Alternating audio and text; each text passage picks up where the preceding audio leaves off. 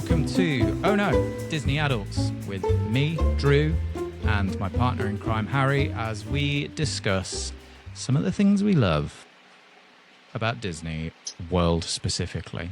We don't really go too... I mean, when it comes to Star Wars, we tend to venture off on weird tangents. We don't tend to go too far outside of the theme parks, but I don't know. Maybe that's something we'll explore when if we ever exhaust our love of talking about the Disney World parks.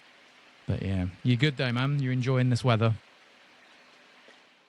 I am great. So I will admit, I do enjoy, for anyone, I guess, if anyone is listening that isn't from the UK, it's very hot right now Mm.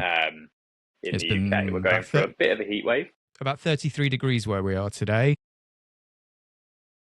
Yeah, and it is warm, and I do like it outside. However, when I come into my house and it's still that same temperature, Ugh, yeah. just more humid because I'm inside, Mm. then that part I don't enjoy. But out and about, I do actually enjoy the heat. But again, I don't like it when it's inside my house. Yeah. So lots of ice lollies have been consumed. Oh mate, the Aldi brand Snickers ice cream bar has had a Oh, revolution in this house. I'm trying to lose weight for the holiday as well, but I mean, to be fair, in this weather, I don't eat much. Like, my appetite just absolutely disappears. So I don't think I'm going like over my sort of mm, calorific allowance, but I'm probably coming close to meeting it just with the intake of those like little ice cream bars, because it's the only thing I can kind of manage. I get what you mean about like being outside. For me, I can tolerate this heat in the day if I'm going somewhere cool at night. Like, if my house was cool at night and I could mm, sleep in a cool room, I don't think I would mind too much. But the fact that it's just like consistently this unpleasant, like gross, sticky weather. And obviously, the great thing about British houses is they're designed to, well, they're meant to be designed to be cool in the summer and retain heat in the winter. But I think there's a design flaw in that every house I've ever lived in has been the exact opposite. So it's just like absolutely like the bricks are just like retaining heat during the summer and then evacuating. I don't know, maybe every house I've ever lived in's had like terrible insulation or something. But man, as I said to you before we started recording, the only time I'm willing to endure this heat is, you know, if I've got a Mickey ice cream bar in one hand and I'm queuing up for Haunted Mansion or something. Like, other than that, and then I get to go back to my beautiful DVC resort where everything is fully air conditioned and the girls are complaining that I've made it too mm. cold. Because I just want to be in a freezer. You know, I like the contrast. That's how I can cope with it. Clearly, as a like portly ginger man, I'm not built for that type of environment anyway. So yeah, it has been rough, but we soldier Mm. on. It is rough. We do. Yeah. We go. You're not far off your 60 days now, right? You know, till you I'm go. not. I don't actually know the exact time until my next. Shocking. I think it is around. Yeah, we are around that time. Yeah, Well, no, I yeah, normally keep track of it. I yeah. got to So 100, and then I was like, then you're just like, whenever Ellie will let me know when it's time to get the suitcase out the loft. Yeah, I yeah, we're at 79, and you're there like 10 or 11 days before we are. So you are like maybe a week away from that yeah, 60-day countdown, which obviously is when you need to be calling to make your dining exactly. reservations and experiences and Mm, everything else. So, and because you're taking people to do cool stuff, you'll be doing that thing where you're sitting waiting for 11 a.m. or whatever it is to roll around to magically tap away. Which, do you normally struggle with that? I mean, I think Ellie takes care of a lot of it, but do you guys normally manage to get what you want in terms of your reservations and stuff, or do you find that you have to kind of? yeah, we typically get what we want. I Mm, can't lie. Ellie is an absolute godsend when it comes to organisation yeah, and Disney planning. master strategist. She's brilliant at it. She, 100%. And I genuinely believe she could plan someone else's like not even go herself, but like plan someone else's Disney holiday, Yeah, yeah. and she would get everything that's like absolute quality that they need, and be able to get them what they would like for times and such like that. I don't think she would have an issue at all. That's a career for some people, man. There's so I was going to talk about Mm, this towards the end of the podcast, but I've actually got someone coming on as a guest next week. I'm not sure when I'll publish it, but she is not. I don't think she's like a travel agent, but she sort of does what you're describing Ellie could do, which is that like Mm. like if some people just find the element of like planning and getting those reservations and doing all that stressful and overwhelming, or they're just not interested in doing that, and so that's kind of her thing. She will pay people will pay her and just say, look, I want this, this, and this on these days, and she will get it all sorted, and she'll recommend things to you, or she'll say, maybe you could try this on a different day because it won't be as busy. This will be easy to get and everything else. So, yeah, her name's Sophie. She did Most Magical Guides. She's got like a YouTube channel and everything else. So I'm really looking forward to chatting with her. But maybe that could be a career shift for Ellie at some point if she ever gets tired of what she's doing now and just kind of organise other people's Disney holidays, because apparently that is a thing people will pay for. Nuts to me, because that's like I love the planning aspect of it. That's like how I stretch out the holiday. I was saying to someone yesterday, I spend like 6 months planning the holiday, and then I go for like 2 or 3 weeks, and then I spend 6 months like editing the vlogs and like publishing stuff online and podcasts and everything else. I make one Disney holiday like last me 12 months.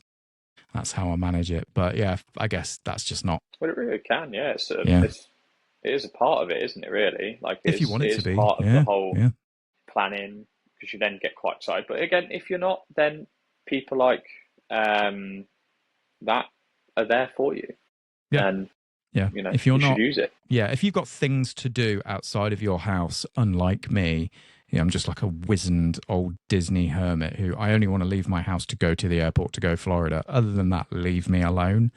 There's two wolves inside me, Harry. One of them is like Yeah. a weird Disney maniac, and then the other one is also weird, but in a sort of reclusive, grumpy kind of way. And I've managed to kind of marry up those two aspects of my personality by just planning my Disney trip. So we'll get into the news in a moment, and then we've got a little bit of a thing that we're going to kind of talk about later on, which is going to be a bit kind of a series for us, I guess. So I suggested like doing this one big thing, and then you quite rightly went, that's a lot of stuff to talk about. Why don't we break it down into smaller sections? So we're going to be kind of talking about like little mini lists of like our top places to do stuff, top things to do, top places to go. And this time around, we wanted to talk about what we're going to eat. So later on, we're going to be talking about like our favorite places to eat in each park and do a little breakdown of that. So you've got your 60 days coming up. Have you got a lot of stuff figured out and written down already? Like, have you kind of voiced your opinions on things you want to do? Are there new things that you're going to be trying specifically this time? Or are you just kind of taking a bit of a back seat? And because you're taking people for the first time, so I didn't know if that was going to be like the focus. So we've recommended places, and the two people we're taking are both like looking forward to going to certain places. And we've like said, look, here are a load of places that we really like. Here's also a load of other places. Mm-hmm. What are you interested in? What kind of stuff do you want to do, etc., etc. We're definitely going to be going to Space 220, I believe. Yep. Just because that's I really loved it. Ellie really loved it when we went before. Bit of a spoiler, Harry. We might be talking about that a bit more later on. Because it is great. But so yeah, you've kind of suggested places you like anyway. Yeah. Yeah, exactly. So what they've done is they've then looked at what we like, what they might like. We've then also took into consideration what kind of food both of them like. We're very lucky. One of them eats almost everything. The other one, I believe, she doesn't really enjoy like seafood that much. But apart from that, everything else is pretty okay. So we've looked at some places, and if we have looked at some seafood areas or seafood places, we've then tried to look at the menu and see if there's anything that she might enjoy on there as well. Because we know these two people quite well. So yeah, just places in general to go to. We're also very excited for them to just try, I think, if we're on about food-wise, like some of the places just in the parks as well. Yeah. That are quick service. Mm-hmm. Like some of them do some bang out food, honestly. Yeah. That's absolutely amazing. And I will get more into the ones that I think are great later. But yeah, we've got a plan on what we're Mm, doing. yeah. We've given them ideas. We've got a plan on what we're doing. Okay, cool. Excellent. Yeah, I think we're in a similar sort of boat where again, we are also taking people who haven't been before, or one of them's been but not for like 15 years or something like that. So again, it's been a bit of recommending stuff. I sent them copies of the Disney food blog guides, because I bought those last year. They're like the PDF guides that give you a breakdown of every single place to eat. And I was just like, have a flick through these, whatever stands out to you. We can talk about if I've been there. I can say whether I thought it was good or not, or if I've not, we can kind of figure it out from there. Because obviously, it's quite a big party. I've still not figured out exactly how I'm going to do that yet, because I know reservations for bigger amounts of people can be harder to get. And so in the past, it's been the three of us. A table for three is a much easier thing to accommodate than a table of seven, which is what we're doing this time. Equally, there will be things they want to do that we don't want to do, and probably vice versa. So we're just going to kind of have to figure it out from there, I suppose. Like, they're really wanting to do the Ohana breakfast again, the meet and greet.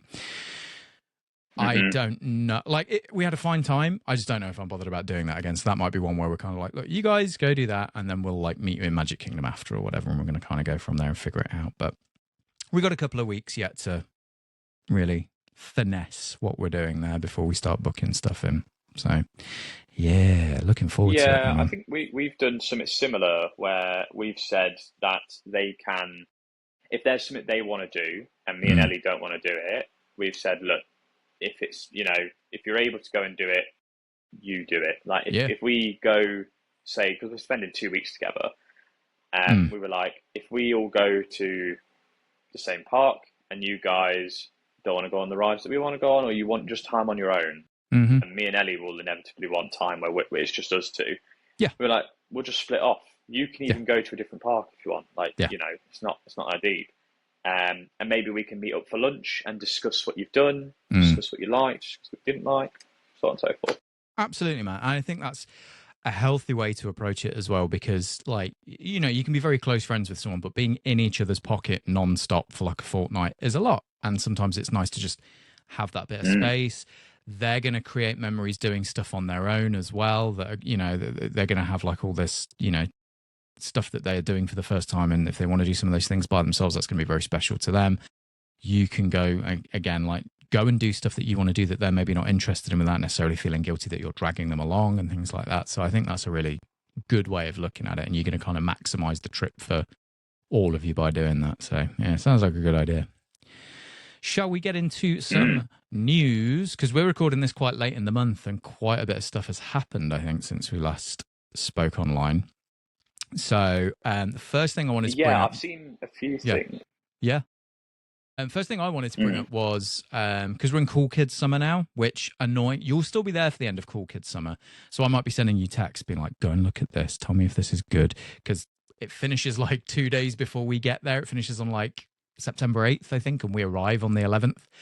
So we're not going to get to see some of the Cool Kids Summer stuff, which is a shame, because there's a couple of things there that, like, whilst they are geared towards children, I would still like to go and check them out. And I would like to take Bean along too, and she would enjoy. So one of them is Jesse's Roundup, which I don't know if you've seen. This is something that's happening in the Magic Kingdom. So it's the Diamond Horseshoe restaurant that was a restaurant. And I think at one point in the past, I could be wrong, but I think it was almost like a mini Hoop-de-Doo review kind of thing, where they would like sit you out at the tables.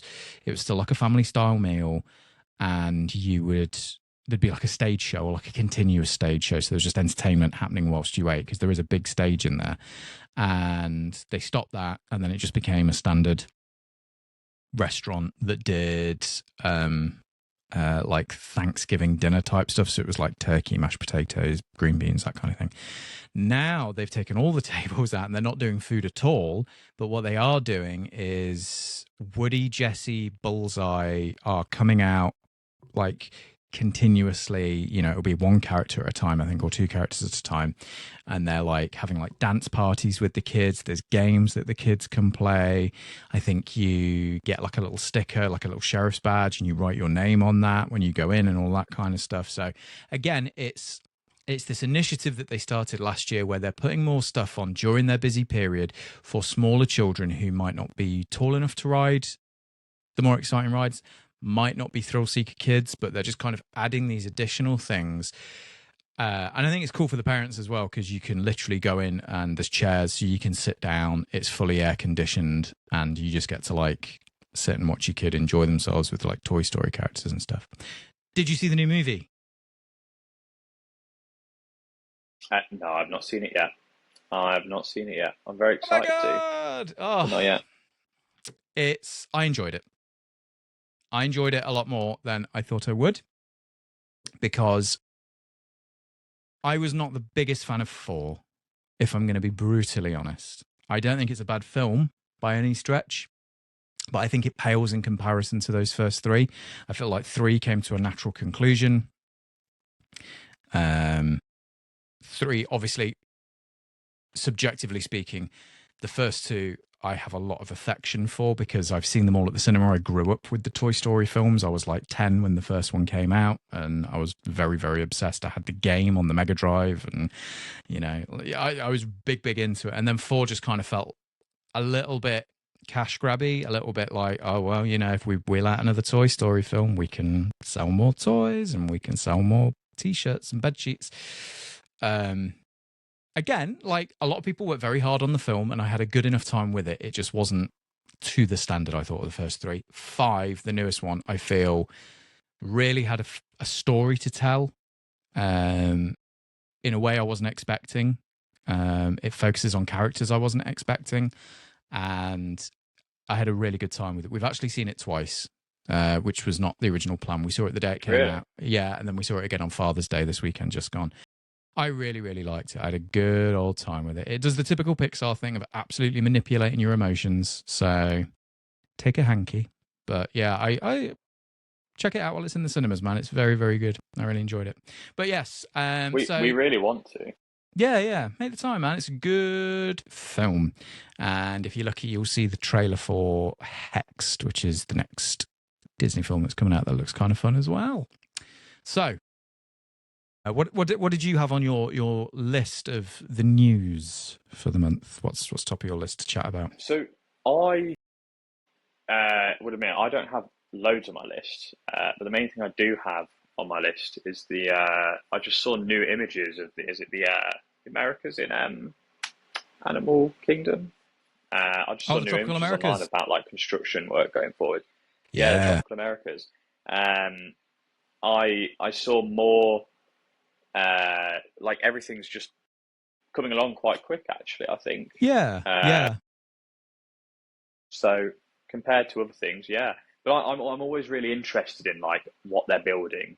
I don't know why. I find that just really I know everyone finds that interesting, but like I really love seeing the effort that Disney put into like some of the parks. And I was saying this to Ellie when we were there last. We were walking around Galaxy's Edge. Here's me mentioning Star Wars.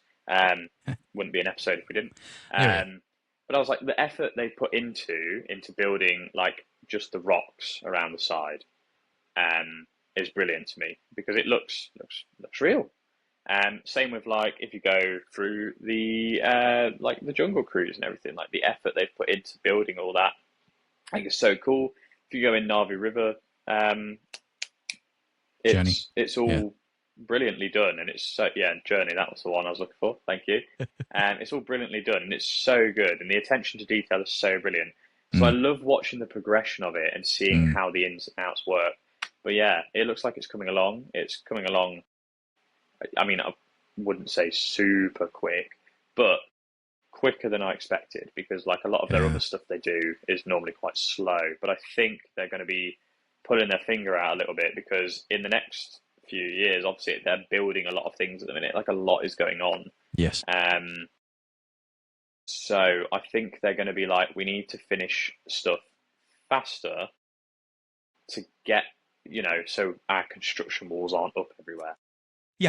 Yeah, I think so. I think it's projected opening next year, right? I think that's right. But obviously 12 months is a very big period. And whether it all opens at once or it's like a staggered open, I don't know. Because obviously with, again, Galaxy's Edge, everything opened except for Rise of Resistance, which was open a few months later. Same with the animation courtyard that they've just opened at Hollywood Studios. Everything's open except for the animation experience, which is going to open later in the year. It makes sense to kind of open up the park and have as little like scrim and stuff up as possible, because it's not attractive. It doesn't make for good photo opportunities. It's not as immersive and everything else. But you're right. I think, you know, when you consider the amount of land that they're having to transform for the tropical Americas, it's a big old section of that park, you know. That's a lot of work there. But it is interesting looking at some of these like aerial shots that someone's taken with a drone or whatever, and seeing, you know, the skeletons of the buildings going up, and, you know, you can kind of map out the little walkways and stuff now where kind of areas of interest are going to be. But yeah, the real fun thing will be when it's done, being able to go in and being able to look at those little details. And the fact that like Joe Rohde is involved in like an overseeing element is very reassuring, because, you know, that man he knocked it out of the park with Animal Kingdom. So it's nice to see that he's still involved. So that level of detail and consideration is still going to be there. I think that's really, really cool. In terms of other things that are being like updated and whatnot, Carousel of Progress. Oh my goodness. Did we talk about this last month at all? Or did we just talk about it off camera? We spoke about, we did speak about it last month, about how we love how it is. Yeah. And we're excited for change. But also, you know, love how it is currently, basically. But we didn't speak any more about, like, that's all we spoke about. Yeah. So obviously they've announced the different scenes that they're having. I think it's interesting because they'd announced ages ago that they were adding Walt to the beginning. And everyone's like, oh my goodness, they're adding a Walt animatronic. And now they're going, oh, we're redoing like the entire thing now. The whole thing's going to be chucked in a skip out the back and is going to be completely. One of the sections, Sarah, the wife, she's going to be the main narrator. So for the first time, they're going to have someone who's not the dad doing the chatting on this one as well, which is, again, Carousel of Progress. We're having a female animatronic. Can you believe it? Being the front and center, although they have reassured us that Uncle Orville's still going to be in the bath, so they're not scrapping absolutely everything. You're still getting a weird old uncle scrubbing himself on the side of the stage at one point, so that's good.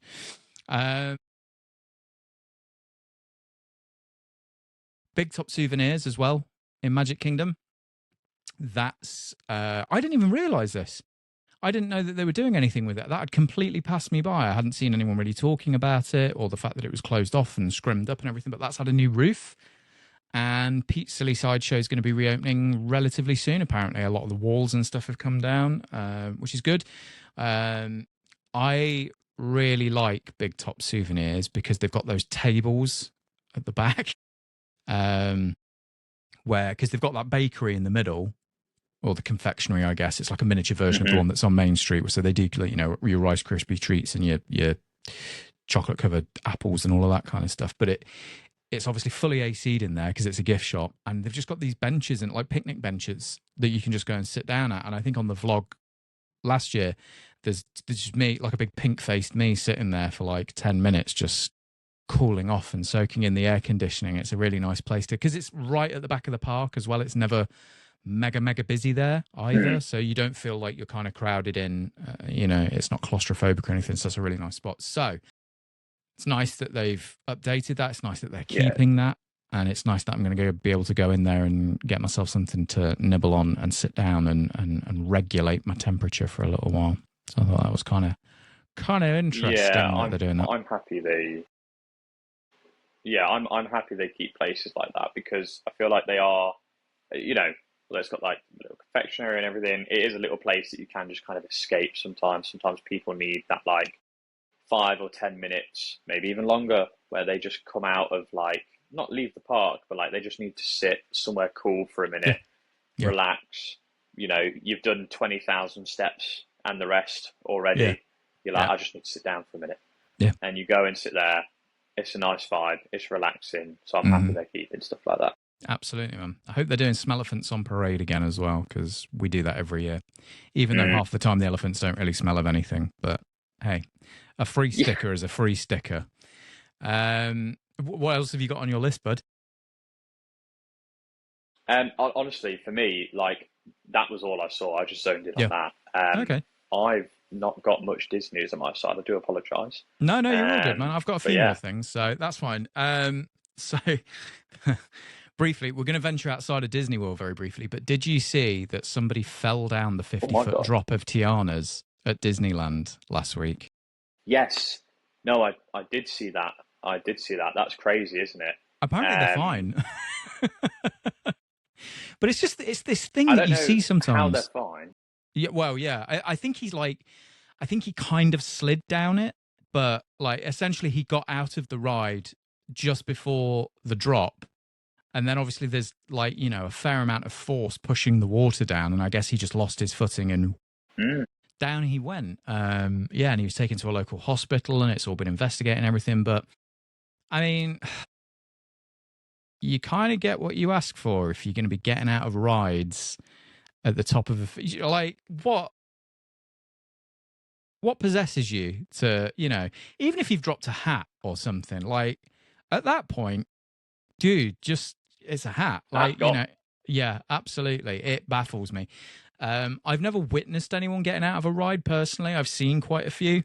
Um, again, I think Yeah, Disney often respond in the right way, which is to ban them because it's a risk. It's obviously it puts them at great risk in terms of liability because America's a very litigious place. But it's a risk to themselves. It's potentially a risk to the other people in the ride vehicle. Like it's ridiculous. oh yeah, I cannot fathom a situation outside of like a dire emergency where like I'm on It's a Small World and my boat's literally on fire, where I'm feeling the need to get out of the boat. But yeah, yeah. absolutely bananas that like sliding down that on your ass, like 50-foot drop, and then hitting the bottom. Man, you are gonna feel that. Um, yeah, Mm. crazy stuff. I thought that was absolutely bananas. Um, I so don't know what possesses people to do stuff like that. no, It's so yeah, crazy to me. Like yeah, it's not safe at all, like in the first place. So why, like you said, even if you lost something, like something fell out, like even if my mobile phone fell out of my, I don't know why I would have it in my hand on Tiana's, but like even if that fell out, I'm not jumping in there for that. no, no. And I'll be honest with you, Harry. It's not even necessarily the risk of personal safety that's stopping me doing it. It's knowing that if I'm caught, I'm never going to be allowed in a Disney park again. I'm Yeah, not. I'm not quite taking my literally. chances there. I have for no. You can have the phone, Tiana. That's absolutely fine. I want to keep coming back, and a park ban would absolutely decimate me. Um, so yeah, we've got a couple of controversial things that have happened as well. So I don't know if you've seen, but they have started replacing some of the trash cans in Epcot. And if you're Yeah, not a Disney Parks fan, that's a kind of news article where you're like, and who cares, man? But what they've done is they've replaced the old flat top ones that they sell little miniature ones of with solar powered ones, which sounds weird, a solar powered bin, but mm, it's effectively there's a foot pedal on the bottom that opens the front of the can up so you can toss your trash in without having to actually touch a bin. Quite like that. That's a nice feature. And there's a trash compactor element inside, so it will squash down the rubbish, meaning that the trash cans don't necessarily need to be emptied quite as often. They can store a little bit more. And the way they're powering that is a solar panel on the top. The problem now is people like to eat their dinner off the top of those bins. It's kind of a thing in Epcot, especially during like food and wine festival and stuff, because seating can be quite hard to come by. And those old trash cans, obviously it's Disney World, so they're always clean and well maintained, but they just fit like a tray on them perfectly. So you get yourself a few snacks from a couple of different food and wine stalls. You all get your mates together, you gather around like a double trash can situation, and you've got yourself a makeshift table there. And well, they've scuppered that now, haven't they, by being environmentally conscientious. How very dare they? How do you feel about that? Is it bothering you at all? Do you ever eat off a bin in Disney World or elsewhere? yeah, I do. At Disney World, not Yeah, yeah. elsewhere. Definitely No, not in the not the city centre. streets of where we live. Yeah, Mm-hmm. it's not the best, cleanest place. But at Disney World, 100%. And as you said, like at the Food and Wine Festival, the bins, I get why they've done it and it's great. Like I love that it's now, I'm not going to have to touch the bin lid, but it wasn't something that initially I was that concerned about because, like you just said, it's Disney World. I know the bins are pretty clean, and I know this minimizes the risk of me getting anything even more. But it's not like I'm like when I'm at Disney anyway. I've got hand sanitizer with me sometimes, Hmm. so Yeah. my hands are normally clean after anyway. But yeah, a lot of the times I would eat on top of the bin. Obviously, you can't now, which like Mm.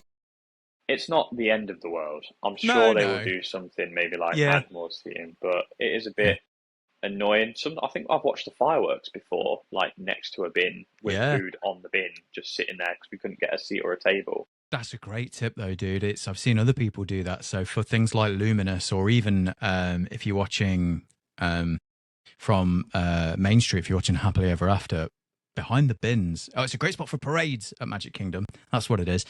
Behind the bins, Yeah, because you're no one can be in elevated. front of you. No one can be directly in front of you, and you're elevated because you're on the pavement. You get a great view. You just have to, be known as the man by the bins. But yeah, it can be a really, really Mm. good spot. We've watched Luminous from behind bins before.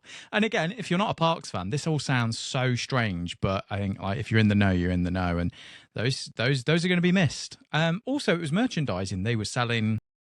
The little replica trash cans. They sold Oh them as yeah, like salt and pepper shakers. I think you could get them at like Main Street Confectionery, and you could, or like Goofy's Candy Company at Disney Springs. If you like bought X amount of sweets or candy or whatever, you could get like a tin to keep it all in and stuff. So I don't know, but yeah, sad times for the bin eaters at Epcot. We're gonna have to find somewhere else to perch to eat our mm. Swiss cheese or whatever it is that we get this year. So also in controversial news, and this is breaking. This we only found this out today, this afternoon. In fact, they have announced all of the Christmas offerings that are going to be coming to Disney World because it's June. So you want to start talking about Christmas if you're Disney World, because they like to start Halloween in August and then they like to start Christmas at the end of September. So they've announced all the stuff that's happening, all the stuff that's coming back, trees at the resorts, the Christmas tree stroll at Disney Springs, all of that kind of lovely, lovely stuff. However, this year and every year from now on, there will be no gingerbread house at the Grand Floridian at Christmas. You remember that big, like, What? the gingerbread house that was so big that there was someone inside it selling gingerbread out of it? They're not doing it anymore. They've retired Yeah. it. I've not seen anything as to say why. I can only assume because they've built this new bar in the lobby. There's maybe not enough room for it to, kind of be in there and still look nicely spaced and everything else. But what a shame, man. Like, I was really hoping to get to go and do that one day. Like, Disney World at Christmas is like really near the top of my bucket list. And one of the things that I absolutely wanted to do was go and buy a gingerbread tile from the gingerbread house in the Grand Floridian. I was listening to another Disney World podcast this week, and they were talking about the fact that it wasn't there last year because of the construction on this bar that they've built. But they were like, but it'll be back this year. There's no way they're not doing that anymore. And then gone, not happening.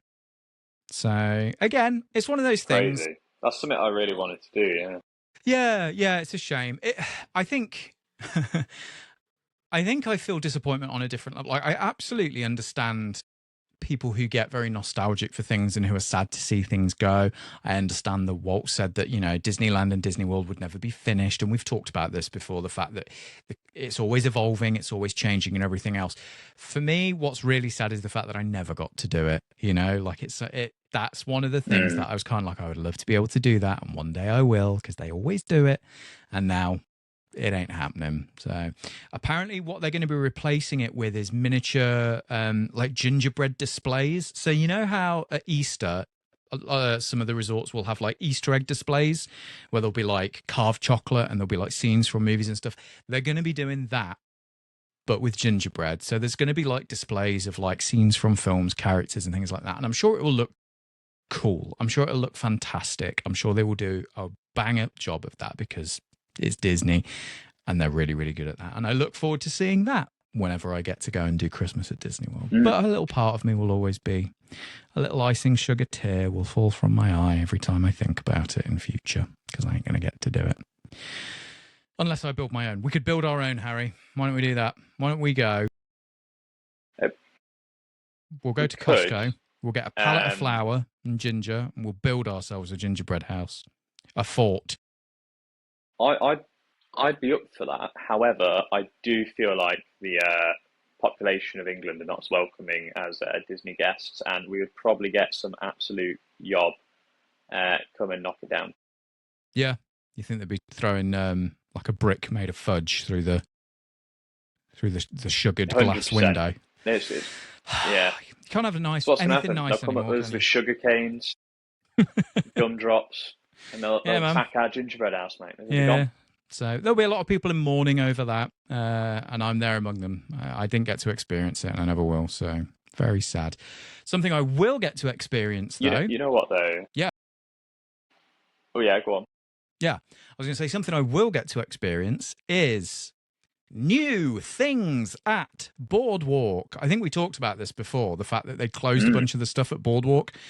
And it was feeling a little bit like a ghost town. We're kind of going like, what's going on here? I know a lot of the stuff that was there was like third party owned. And I don't know if maybe Disney's rent pushed them out and they just decided it wasn't worthwhile anymore. Like Jelly Rolls closed down and there's a bunch of stuff.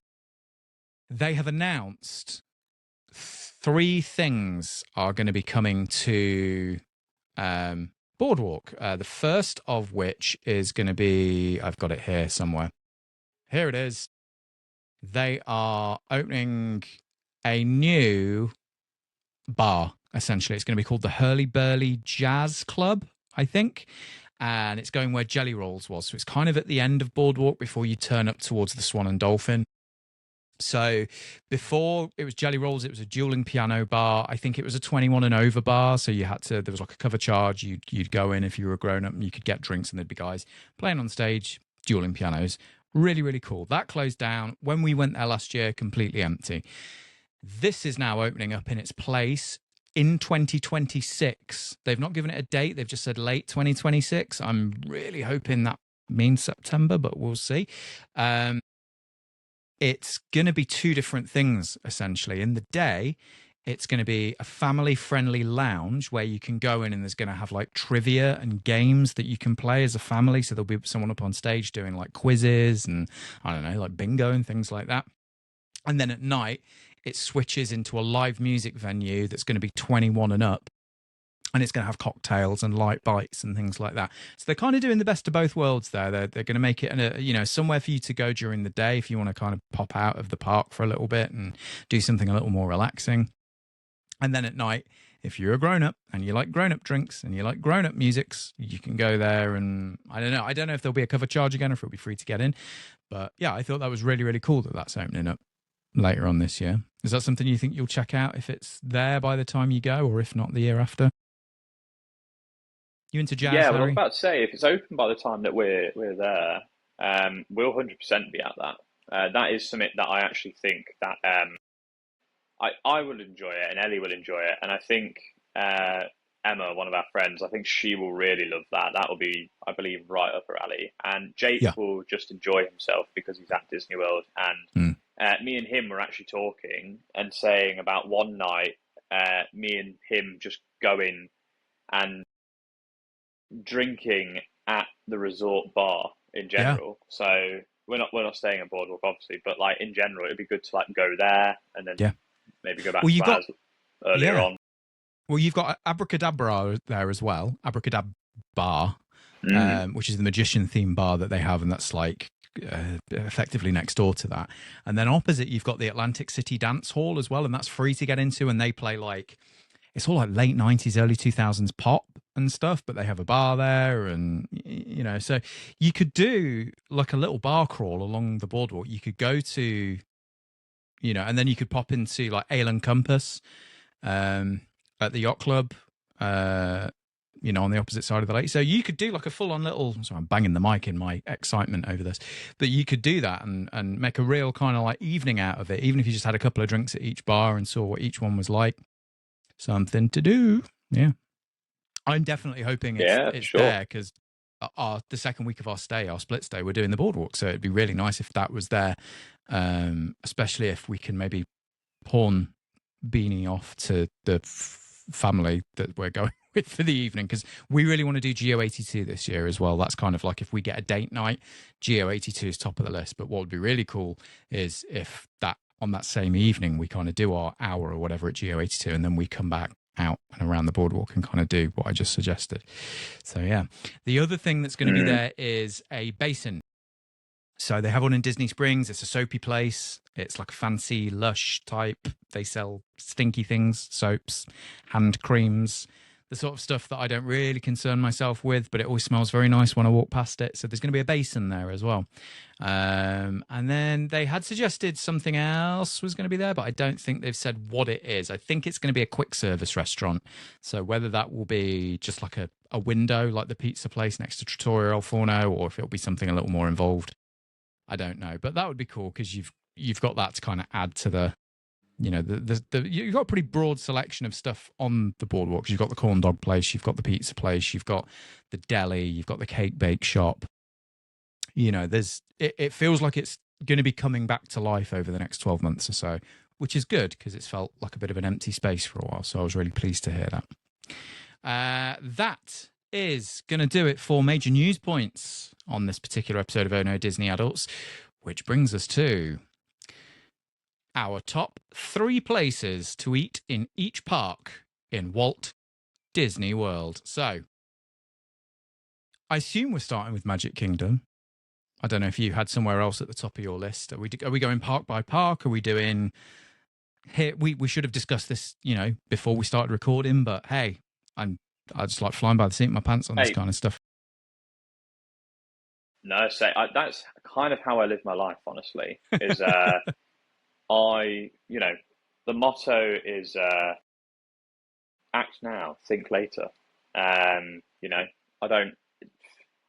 think it's just more natural, just off the cuff. If I sit there researching it, I will then end up overthinking it too much. Whereas if I just answer straight away, honestly, I will probably forget a name here or there. But yeah. That's fine. We're not experts. We're just... So 3 places. We'll start with Magic Kingdom. You go first, Harry. So this is not necessarily like the best places. These are our favorite places. We're not saying that if you go there, you're going to have the greatest food you've ever eaten in your entire life. We're saying these are places that we go back to again and again, and we're really looking forward to going back to again. Yeah.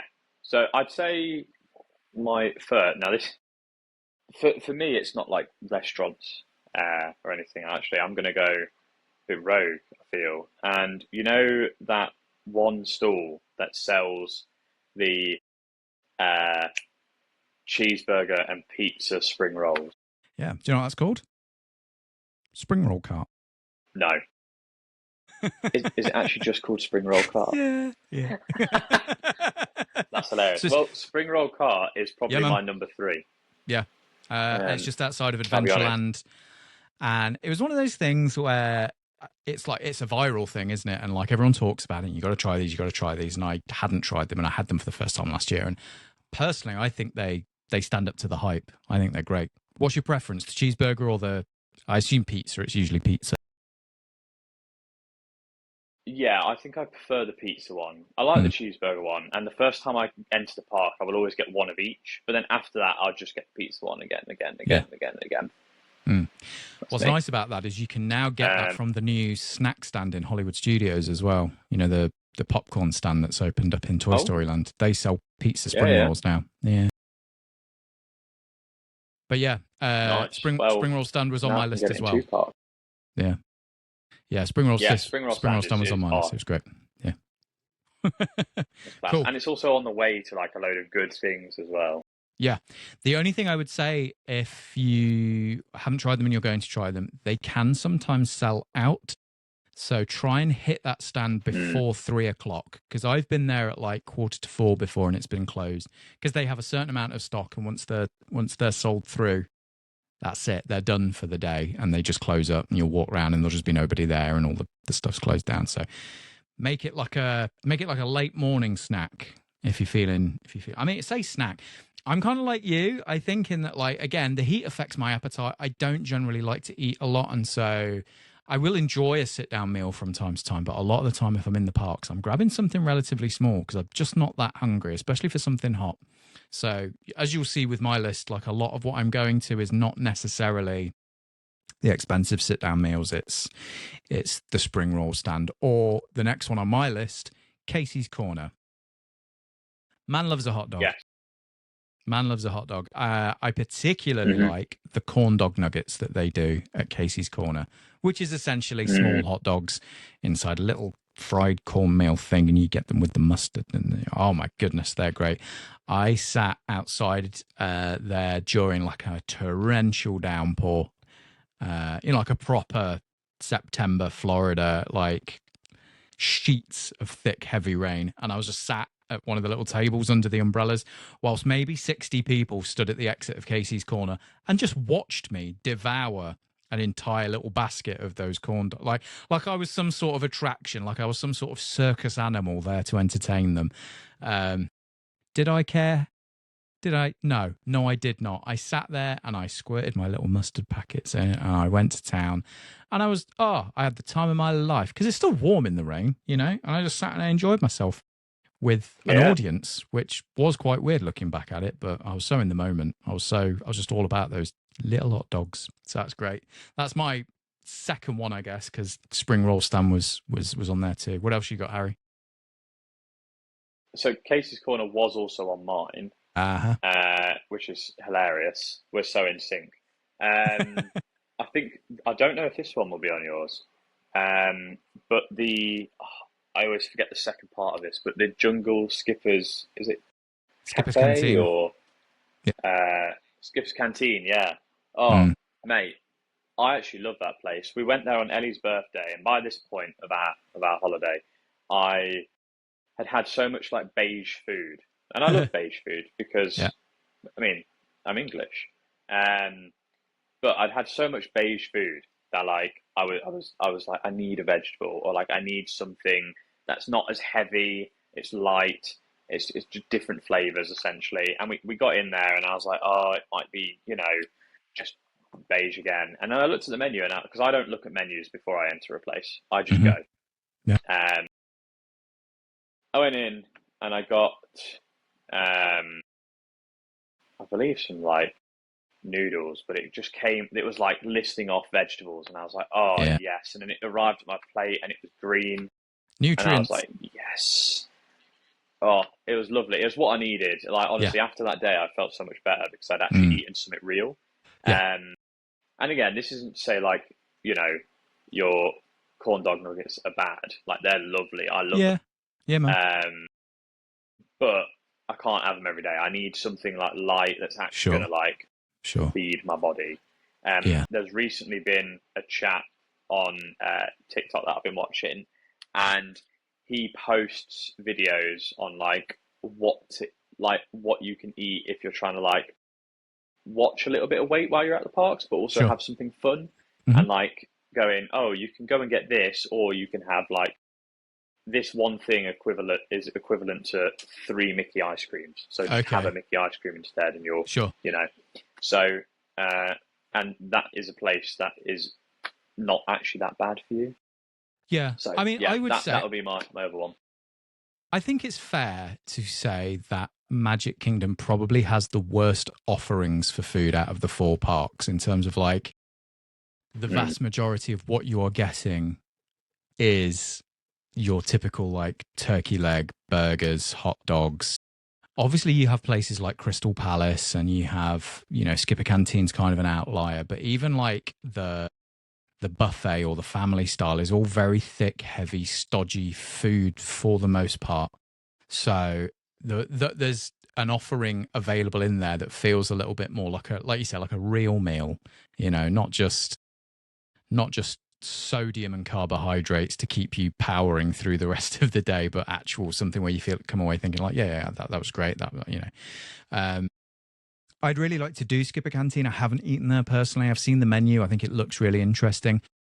Again, because I travel with a very picky eater, I think it's going to be a tricky one to do in the near future, but it's definitely on the list to do at some point because it does look fun. And then I know there's a lot of Easter eggs and hidden things in there to do with like the Society of so Explorers, cool, and and then the servers are all telling like puns like the skippers on the Jungle Cruise as well.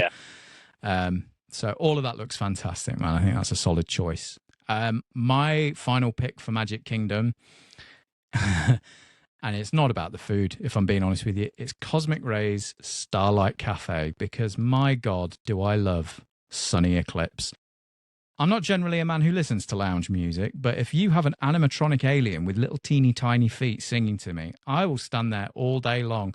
I will clap at that little robot alien. I will giggle and be entertained like a small child whilst I eat my expensive greasy bacon cheeseburger that's not that brilliant, but just the ambience of being entertained by that guy absolutely sells it for me. So again, these are just my opinions. I'm not saying this is the best place to get food in all of, the Magic Kingdom. If you want like highfalutin fare, you're probably better off listening to Harry and going to like Skipper Canteen. But if you want a weird little robot alien singing lounge music and playing his giant keyboard whilst you eat a burger or some fries or something, Cosmic Rays is the place to go. I'm telling you. It's usually got a lot of seating as well. I find that quite helpful, and I think it's well located. I quite like it in there. So, moving on. Which park do you want to do next, Harry?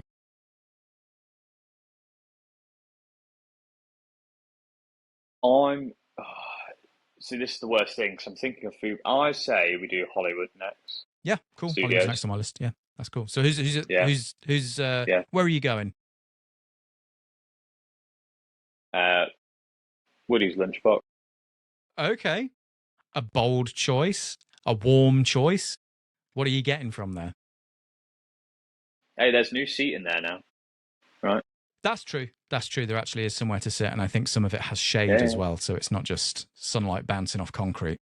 It does, from what I've seen. But yeah, the reason why I enjoy it is like not necessarily the food that's there, but it's quite. We went there on our first trip, and it was on my birthday, and I was very excited. Like we were just going around places and stuff like that, because we planned to go to studios on my birthday because Galaxy's Edge. Yeah, it was the year after Galaxy's Edge was opened. Really nice, really good time, and we just went to Who's Lunchbox, and the cast member there at the time made sure to like come and say happy birthday to me. I'm normally not a fan of wearing like a big badge saying it's my birthday, but he made the effort to come out, say happy birthday, everything like that. Asked if I was enjoying my day, then sorted me out with the are they the tarts? Oh sure, the Pop-Tarts, yeah. What they do there? Yeah. And sorted me out with one of them. He gave it to me as a gift. And just that extra like care, like now, I will get one of those Pop-Tarts almost every time I'm there. Just to like relive that little cute memory that I have there. And that's why I really like it. And I also think people should definitely try those Pop-Tarts because they're really good. But I enjoyed the tarts. Yeah, as you said, it's a bit hot there. It's a bit hot there. I went there. I went there on a solo day a couple of years ago, and it was the first time I'd gone to Woody's Lunchbox. And again, it's beautifully themed, just like everything else in Toy Story Land. It's all very, very well done. And I don't know why, because it was like 33 degrees, but I decided I was going to eat a grilled cheese and tomato soup. I don't know if you've ever had hot tomato soup in Toy Story Land when it's 33 degrees outside, Harry. The quality of the food was pretty good, but I felt so ill afterwards because I just put like piping hot liquid into my already overheated body. I was not well for a little while after that. But I will say, again, like Pop-Tarts are great. I'll always, if there's like a small line or like a mobile order or whatever, I'll stop off and grab one of those. They're really nice to like share out and stuff with Victoria or Bean, whoever, and again, it's really well themed. So, and then they've finally got extra seating there as well, which we talked about in a previous episode. It took them like 4 years or something to put all of that together. So craziness. I'm going to choose, and this is, again, I feel like we're kind of going over the same thing here. This is more about the experience that I had more so than the food itself. But Hollywood Scoops. So Hollywood Scoops, up by Tower of Terror and the entrance to Fantasmic. I have a particular memory of my trip last year, and it was on the day that I did all 4 parks in one day. And if anybody's done the 4 parks in one day challenge, you'll know what I'm talking about. If not, the idea is that you visit all 4 theme parks in a single day. Whilst you're there, you take a photo of the icon in the park, you try a snack, and you ride a ride. And so I decided at like 2 in the afternoon for some reason I was going to do this. And I recorded a podcast on that day as well. It was just a stupid idea, but I did it and I had a wonderful time. Anyway, Hollywood Studios was my last park of the day. Tower of Terror was my last ride of the day. And I came off that and I was like, right, I'm going to get my snack. And again, September weather in Florida, it's very hot. I'd probably done about 40,000 steps. You know, I'd walked the equivalent of about 14, 15 miles, which is a lot for me. And I went to Hollywood Scoops and I got myself a little thing of mint choc chip ice cream, and just the taste of victory as it went in was like nothing else. It was just this satisfying, you know, victory lap of I've done it, I'm eating this thing. And it was so refreshing. It was really, really tasty, like real good ice cream, you know. And I think you can get like waffle cones and other bits and bobs like that as well. This was really, really nice. So that for me is somewhere that I feel like I'm always going to visit when I'm there. So yeah, that's my number 3 entry for Hollywood. Who have you got at number 2? Where are you going next, or where else are you going? So, this is really bad because I've actually forgotten the name of it. And it's even worse because it's in Galaxy's Edge, which is why it's bad that I've forgotten the name of it. Is it But Docking you Bay will 7? remember. I'm 100% sure. It is, yes, it is Docking Bay 7. Cool. So that's on I knew my it was list as Docking well. Bay, but then So, I yeah. forgot the number. But yeah, I was sat there like, oh, what number is? I was like 8, no, 9, no. Yeah, Docking Bay 7. I really Mhm. like it because again, it's not just like you can go there and get your typical theme park meal, but it's not just beige food in there as well. So like, if Yeah. you want a bit more like of a variety, Yeah. there is stuff in there that although it's all like Star Wars themed, it's a bit different, and it's also Yeah. not as heavy food either. Like you can eat Not that, necessarily. and you know you can Yeah. have a meal there, and it's quite light. Mm. Yeah, Yeah. like sometimes not all of it, but some No, of it. If you make the right choices, you yeah, can eat you there. can still get like a big dollop of mac and cheese on your plate or whatever. I think I've got the menu open. Docking Bay 7. So yeah, so they do a bounty bun with spiced beef and pork. They do a Surabat Valley greens chicken salad. So that's herb marinated chicken, quinoa veggie mix, mini peppers, olives, and a cilantro dressing. Not something you'd think of when you're thinking about theme park food. Again, I think you sort of default to that Magic Kingdom thing of pretzel, turkey leg, hot dog, fried chicken bows with sweet chili sauce, scallion salad, and cucumber coins. You know, they do, was it the tip yip? They do the kids meals, which have like a little bit of mac and cheese, but it comes with broccoli and stuff as well. I will say for a quick service, it's on the more expensive side, but I think the quality of the food that you're getting there is far and above a lot of the other kind of quick service offerings. It's all presented really nicely as well. It's on those little skillet type things. So again, it all feels very in universe. There's lore behind it. The idea is that there's an alien called Cookie Tugs who comes and visits Batuu in his freighter, and then whilst he's unloading like the freight that he's delivering, he will open up one of the little docking bay areas and cook out of it, and everyone gets very excited when he arrives, and you know, it's kind of like the talk of the town.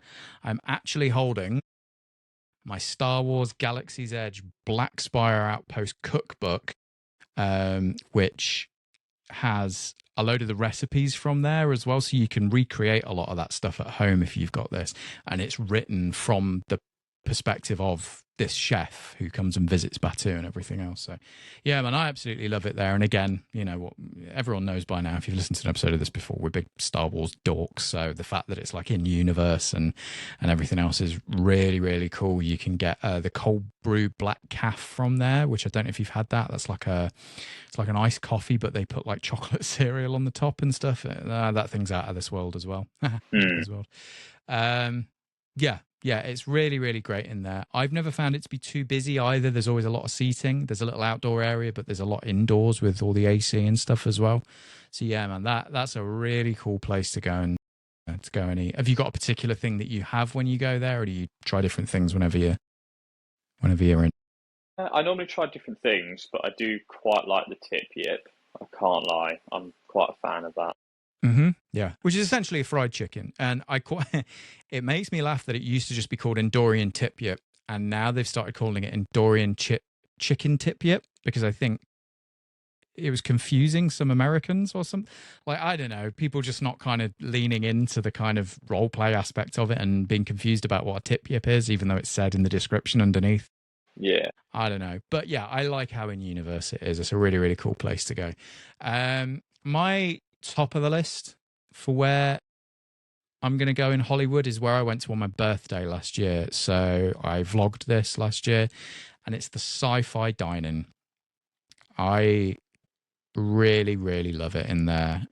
Again, when it comes to the food, it's nothing absolutely crazy or out of this world. It's not like a fine dining experience. It's not a signature restaurant or anything like that. But the theming, you'll notice there's a pattern here with me. Like, it comes down to the theming. The fact that you are in like convertible cars, the fact that there's a giant screen up in front of you and they're showing clips from old cartoons and like B-movie sci-fi films.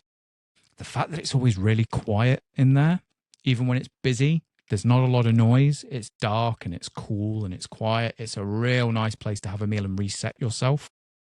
The milkshakes are fantastic in there. Really, really good. So yeah, I deliberately did that on my birthday last year because I knew I wanted that to be on my special meal, and I definitely want to visit there again this year. I think it's a really, really nice spot. And again, I'm a big old nerd and I like old sci-fi stuff and I like trashy B movies and I like the Americana of it all. And I'm sure it's very quaint and cheesy to some people, but yeah, that's what I'm all about, man. So that's my top entry for Hollywood is Sci-Fi Dining. What about you? Oof, top entry.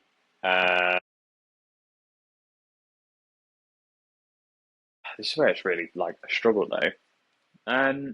Dining. Uh,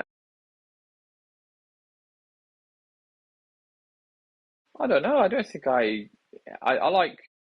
What is it? Woody's Roundup Barbecue Roundup. Oh, the Rodeo What's the Roundup or the place? Roundup Oh Rodeo. I think it's no. Rodeo Roundup. Yeah, Roundup Rodeo. Hmm. One of them. Sorry, Yeah. the heat is actually melting my brain. I can't lie. Yeah. Yeah. It Um, is. It is tough right y- now. yeah, that it's really nice in there. We went for a really nice meal. Hmm. The meats were all good there. It Yep. was a good time. I really like Yep. that. It's great. Did It's you kind ride of a like little horsey they over bring to your out. table? No, I did not, unfortunately. Howard. Next time. I know. Big Next time sad. you all need to do it. It is cool. That I do like it. Right. Moving on. I think if we go to Animal Kingdom next, I think that would be a good place to go. So for me, in terms of choosing three, I honestly struggled a little bit because I realized I haven't eaten a lot in Animal Kingdom. I think, again, because heat affects my appetite so much, and that place is so humid. It feels like it's always about 10 degrees hotter than anywhere else in Disney World, just due to the humidity in there. I think because there's so much plant life and vegetation, it just affects my ability to want to eat anything. But I did scrounge up these three. So Flame Tree Barbecue at Animal Kingdom. I don't know if you've ever had anything there before, but they do like burnt ends. It's a quick service. It's kind of near the front of the park. It's Um, mm, Yeah, it's also on my list. yeah. I was going to say the burnt ends there. are Yeah, man. actually really nice. Yeah, burnt ends and fries are just really, really good. I think it kind of loses a point because there's no indoor seating. Again, it's a quick service, so fair enough, but like you have to sit outside. They have some fans and things, but if you're eating hot, dense food and it's like mega hot out there, it can really affect your ability to want to eat anything. But the actual food itself is really, really good, really enjoyable, and good value for money as well. I think a lot of the time I really enjoy it there. So where else have you got an Animal Kingdom that you would go to on a trip? So this is kind of like uh, I don't know so this is just a place that we will always go to. It's actually the Starbucks there. I Okay. really like it. Hey, I why know not? it's not really a food place. It's not a food place They really, sell but we stuff. do get snacks from there. Hmm. Because we're quite like a snacky people. Um, and I always go there and I get a big old frappe and like some kind of snack, and then we're just sitting there, or not in there, but like on the outside of it for a bit. It's a nice place. I really like it. That's one of the places I go. I know it's a Starbucks, and I do apologise.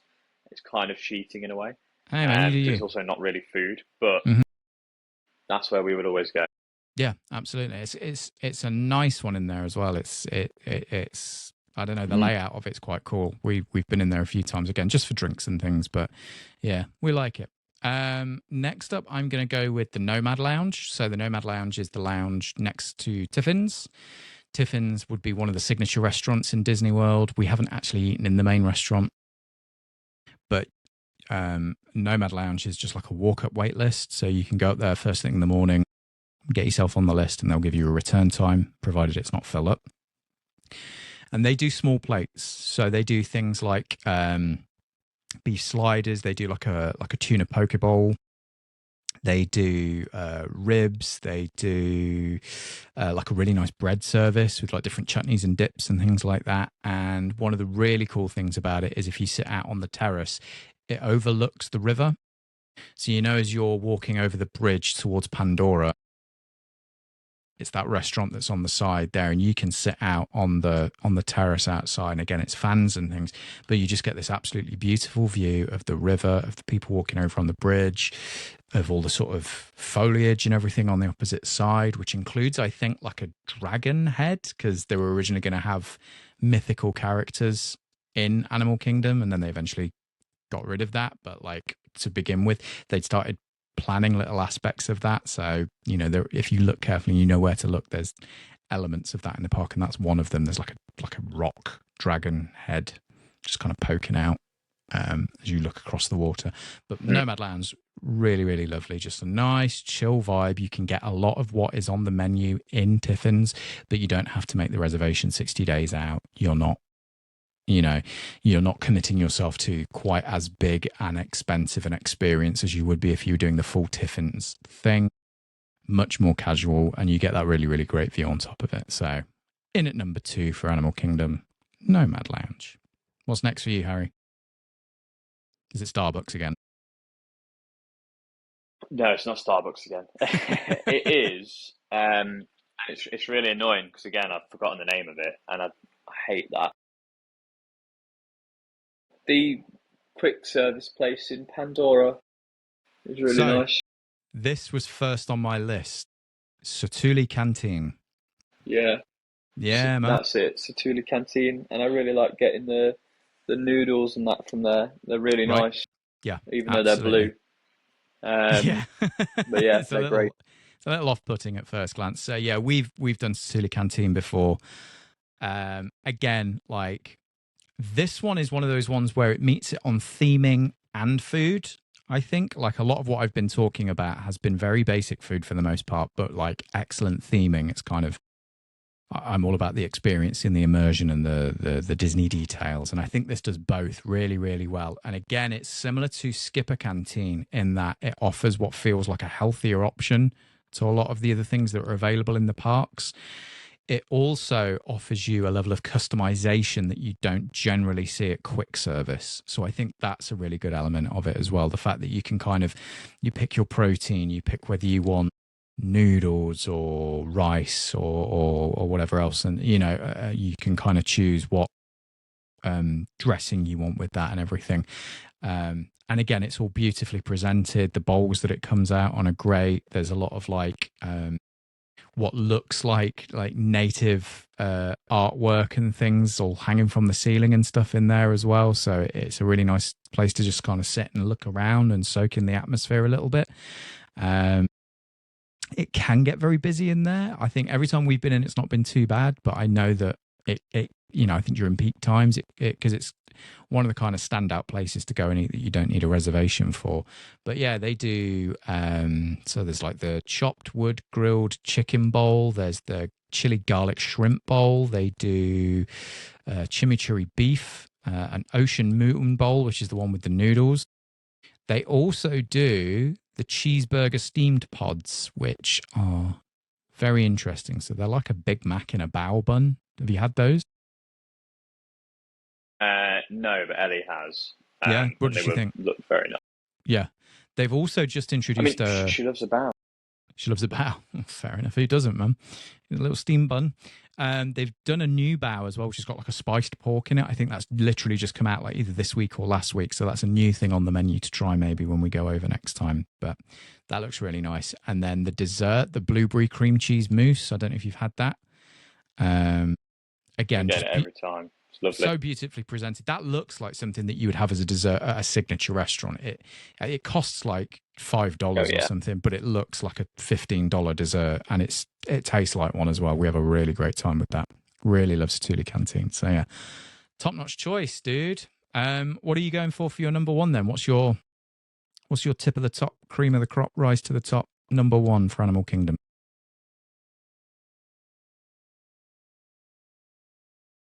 I mean, I'll be honest. Like, my number one was probably Satu'li Canteen. Okay. I'm thinking of them now, and I'm going through them all in my head. But that is probably my number one. I don't know if I can put another one above that. Yeah. The only other one that jumped out for me, and it's not something for me personally, but more for Victoria, is Caravan Road, which is in Asia, and she has to get the shaved ice from there. It's like kakigori basically. So it's shaved ice with like a melon syrup, and I think they usually put like a condensed sweet cream on the top, but she has it without that. So she's obsessed. Like if we're in Epcot, she goes to the one in the Japan Pavilion and gets the shaved ice kakigori from there, and then when she's there, she gets it from there as well. It's like a favorite, refreshing, like treat to cool down. And what was really exciting about that was Morimoto of Asia in Disney Springs, next door to Gideon's Bakehouse. They're setting up a kakigori cart outside. So there's going to be 3 places now for you to be able to, if you're into that, like shaved ice, with syrup kind of thing, then that's an extra place that you're going to be able to get that. And a place that's not in a theme park as well. So you don't even have to have a ticket if you fancy it. You can just pop down to Springs and there you go. Moving on to our final part of the night. It's the one that's generally considered having the best food options. We're in Epcot. So where are you going in Epcot, Harry? First place I'll go to is, and again, I do apologise that the names have gone from my mind. This heat is killing me, actually. Yeah. There's a stall that I think it was the Food and Wine Festival, they did like a load of honey items. I don't even know if it's there anymore. But that was absolutely brilliant. And I feel like a lot of things get like maybe changed out because I like stalls and snacks and such. But that was absolutely fantastic. Sure. It was absolutely brilliant. And I'm so annoyed. I'm so mad at myself that I've forgotten the name of it. But it's literally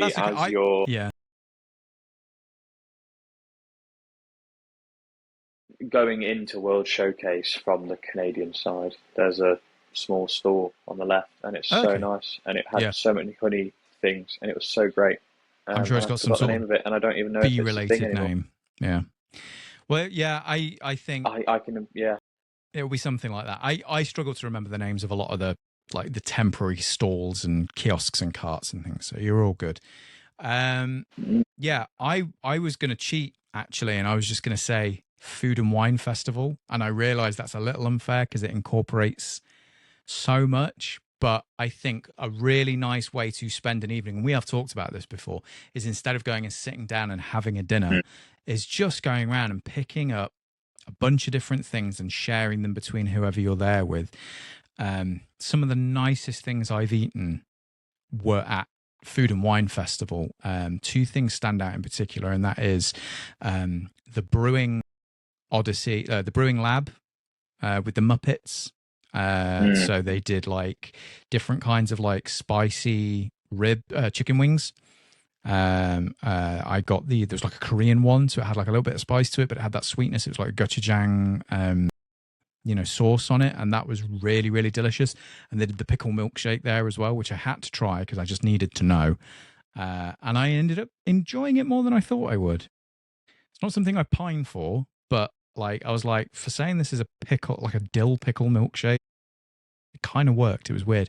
And the other thing, which was my second favorite thing I ate last year at Disney World, full stop, was the curry fried cheese at the Festival Favorites kiosk. And if you are there this year and you see it for sale, you have to try it, man. And again, I think this was on my 4 parks one day. I did it as my snack for Epcot.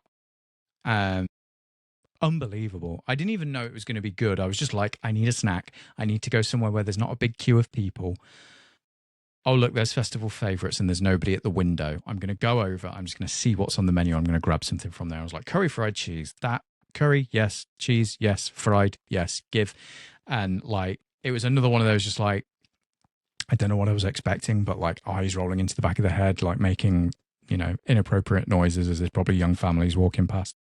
It was great, dude. So yeah, I really like Food and Wine. I like that it gives you the opportunity to try a lot of different stuff that you wouldn't normally necessarily, because even if a restaurant's kind of not doing the burgers type thing, you're usually going in with a relatively safe idea of what you're trying, whereas I feel like Food and Wine really gives you the opportunity to kind of go like, that sounds weird, I want to have a go on that. So yeah, so I think Food and Wine, and then whatever that very particular kiosk was during Food and Wine for you. Where else are you going to? Oh yeah, that's great. I'll be honest, Space 220.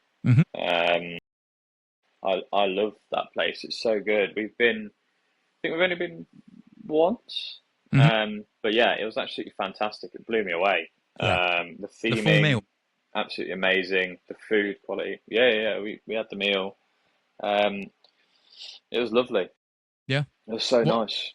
Was there anything particular that stood out to you about the food? Just the so I had one of the burgers there. Okay. And the way it came over to us, it was just done exactly how I want. It was great. Like everything on it was so good. Yeah. And everything was just set up so nice. The theming is out of this world, literally. Getting the whole elevator up there is brilliant. It's such an experience. Yeah, absolutely, man. No, it was on my list as well, unsurprisingly. We went last year. We only did the lounge. And what I liked about that was it's still a very difficult reservation to get. You've got to kind of put it at the top of your list of priorities if that's something you want to do, like whether you're doing the full restaurant or the lounge, because you're in the same space. You're just sitting in a different part of the restaurant, but you can still see everything around you. I was looking on, because it's prefix menu, you pay a fixed price, and then you choose a beginner, a starter, and a dessert or whatever. What I liked about the lounge was you're still getting the full Space 220 experience, but you're much more in control of how much or how little you want to eat. We just ordered a bunch of small plates for the table and we kind of shared it out. So we got the rib sliders, we got the cauliflower things, the Blue Moon cauliflower, I think it was, and something else. But it was great. It was absolutely delicious. And then again, the whole time you're there, like you say, from the very start where you go into the Stellarator and then you're literally launched into orbit and you've got the screens and you walk through and they've got the rotating like lettuce in the hallway before you get into the main room. And then you walk in and it's this giant view of Earth with astronauts walking their dog through space and people having lightsaber battles as they're floating by, and all of that kind of stuff is fantastic. It's really, again, just this great immersive experience, really well themed, lovely drinks. I had what was it called? It was Tang, the Big Tang, I think it was called. So it was flavored with, the artificial orange stuff that they take into space, the juice. That was wonderful, really, really nice. Victoria had a really nice drink as well. So that's somewhere we'll be going back to again this year, not just because we enjoy it, but because I'm looking forward to seeing the faces of the family that we're taking with us when they get to do it for the first time. So it's a real kind of, like you say, out of this world experience. It's really, really great. Did you have anywhere else in Epcot that particularly stands out to you? I think I will say in Germany, the restaurant they have, it's a buffet. I Yeah. went there it was really nice. We watched live, like traditional German Yeah, it's like an Oktoberfest thing all year round, right? musical. Yeah, it's great. It's Yeah. really nice in there. Yeah. I had a flight of beers. That was lovely. And then Excellent. 4 plates of food to go with my 4 beers that I ordered. It Beautiful. was great. So, It was yeah. really nice. It was just typical buffet food, but it was really nicely themed. It Mhm. was quite quiet in there when we went as well, so That's that was always really nice. good. Yeah. I really Yeah. enjoy it when it's a bit quieter. Um, but obviously, then we got the live music. It was lovely. It was a brilliant experience. I recommend Brilliant. that.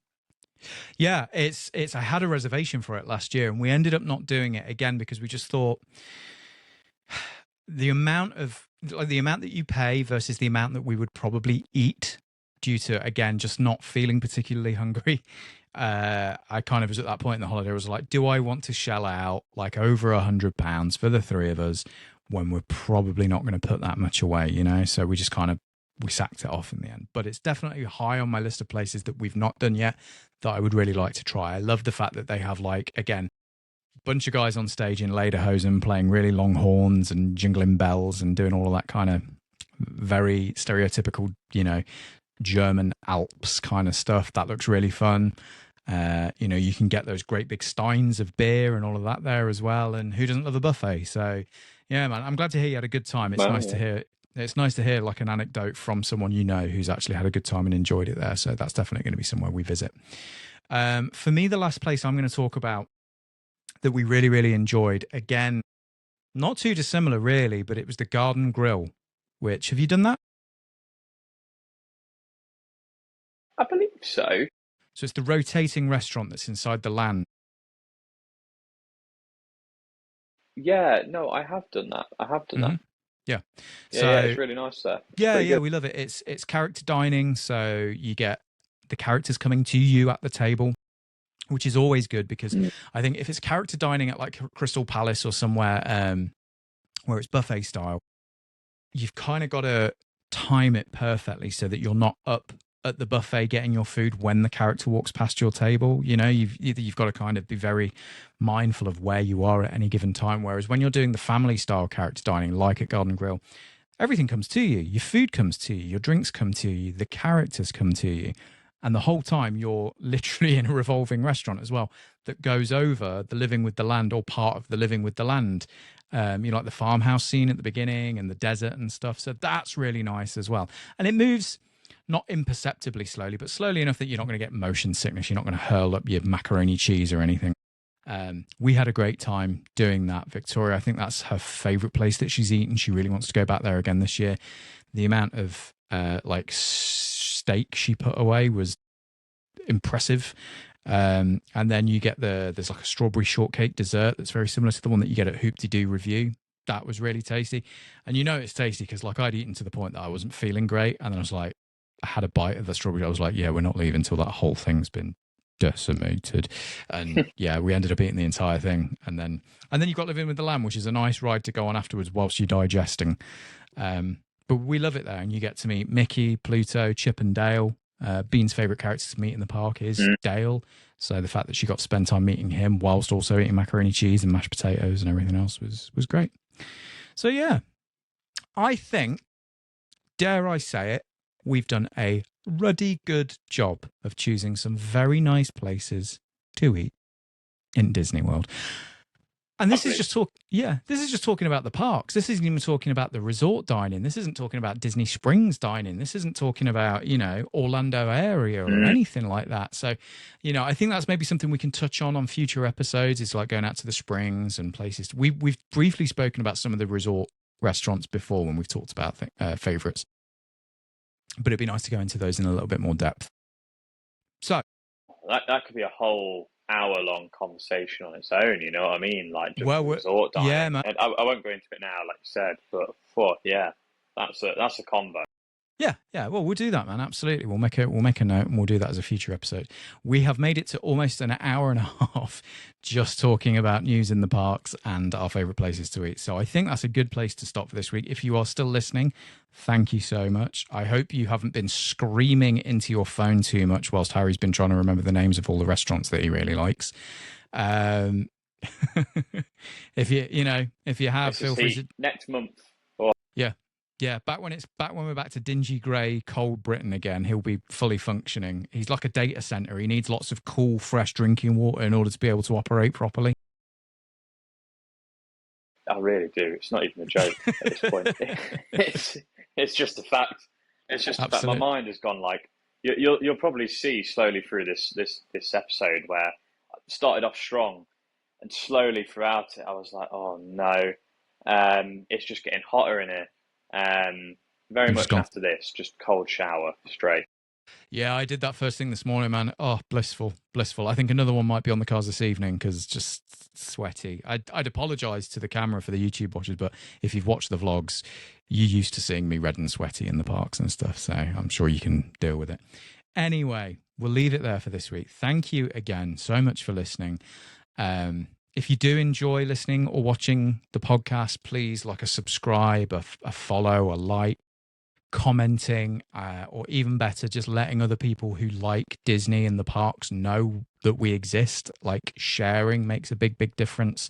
The more people we get listening and interacting, the more kind of ideas we can generate for things to talk about in future. And it's just nice to know that there's people out there in the world who are interested in our drivel, to be honest. Follow us online, Oh No Disney Adults, on Instagram, on YouTube, on Spotify. I've toyed with the idea of making a Facebook page, but I don't know if people really use Facebook very much anymore.